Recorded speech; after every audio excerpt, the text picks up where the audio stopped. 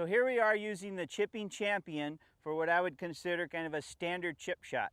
I'm off of the green far enough that I'm not going to putt it, so I need to chip the ball onto the green and roll it to the hole.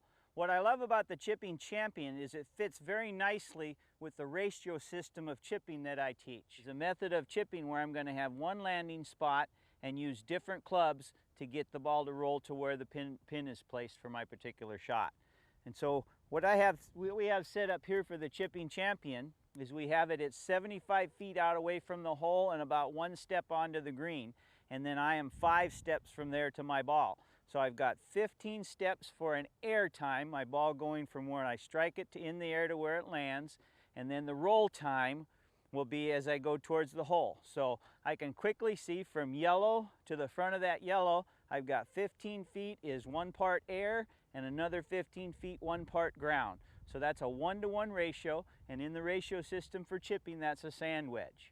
And this now is when you have a relatively flat green, relatively normal speeds. If we have uphill, downhill, side hill, fast greens, slow greens, then we're going to have to adjust the club a little bit. So for what I'm giving you here again is a pretty standard ratio of 1 part air, 1 part roll is a sand wedge. 1 part air to 2 parts roll, it would be a pitching wedge. 1 part air, 3 parts roll, 9-iron. 1 part to 4 parts, an 8-iron.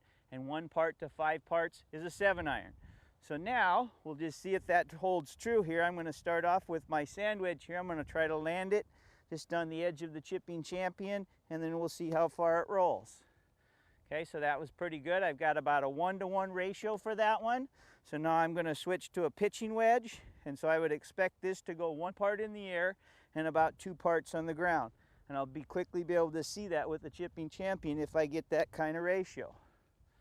Okay, so I see that ball went a little bit past the front of that yellow, but it's pretty close to a 1-to-2 type ratio.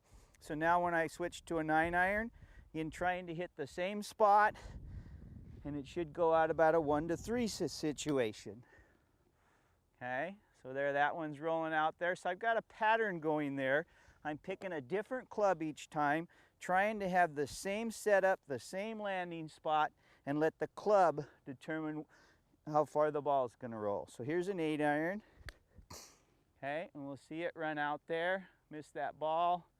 Okay, I think if it missed that ball, I was going to have a good ratio there. And now finally I go with the 7-iron. That should run out there, I think, pretty close to a 1-to-5 ratio. So that wasn't too bad there. Again, I had a 1-to-1 sand wedge, 1-to-1 pitching wedge, 1-to-2 pitching wedge, 1-to-3 9-iron, 1-to-4 8-iron, and a 1-to-5 7-iron. So I think that really simplifies chipping in that you have a standard setup, standard technique, standard landing spot, and then choose the club depending on the ratio that you have from air time to roll time.